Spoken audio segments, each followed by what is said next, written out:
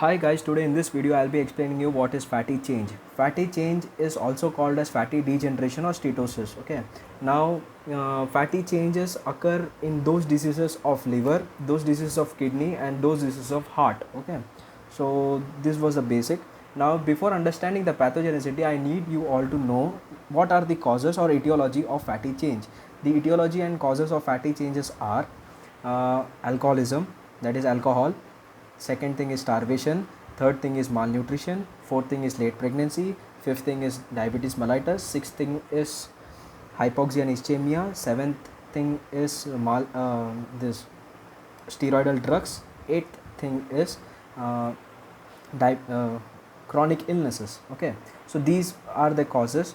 Now in these causes, the majority of causes are from alcohol and hypoxia and ischemia.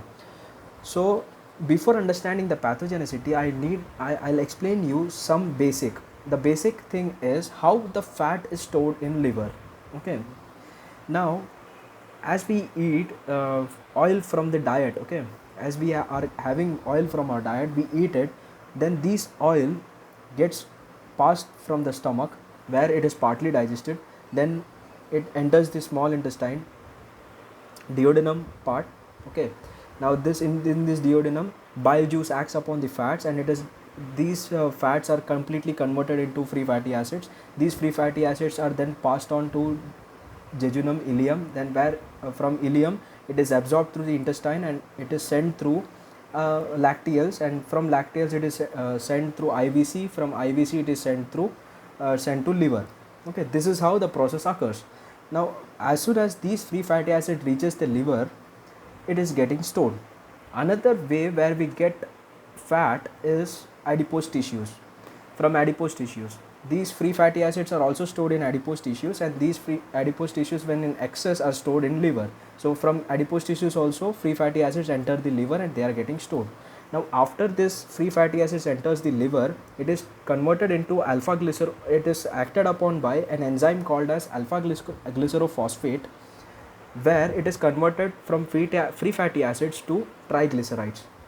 Now from these triglycerides are not stored in open, so they are acted upon by lipid acceptor protein, and these triglycerides are converted into lipoprotein. They are excreted out from the liver as plasma lipoprotein, and these plasma lipoproteins are absorbed by various cells and they are deposited in the cell wall for the structure, and this is how the fat is stored.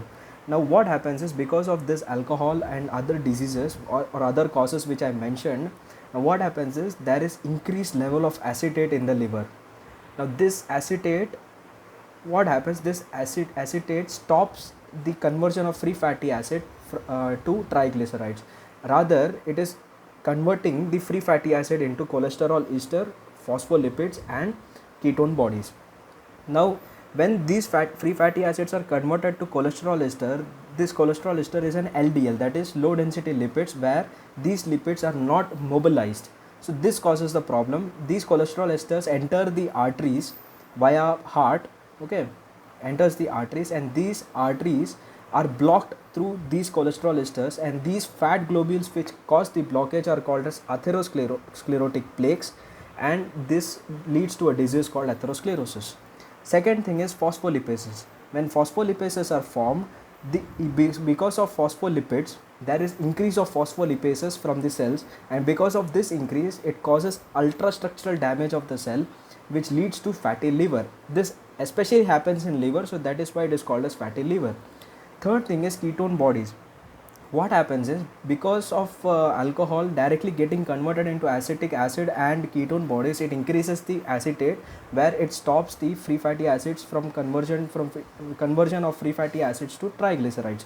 But these ketone bodies, when they are increased, they create an acidic medium inside the liver, which leads to corroding of hepatocytes and other structural details of liver, leading to ketoacidosis of liver. This is a condition called as ketoacidosis of liver, where this is an acute condition of cirrhosis of liver. When it is remained for prolonged time, it is called cirrhosis of liver. This especially happens in alcoholic liver diseases. So this is how cholesterol ester, phospholipids and ketone bodies are affect affect the liver in through fatty change. Okay, so if you are asked to write atherosclerosis, then the pathology is the same. If you are asked to write fatty liver, then the pathology is same. And if you are asked to write ketone bodies, then the or ketoacidosis or cirrhosis of liver, then the pathogenesis is same. So I hope you might have understood this topic. Thank you.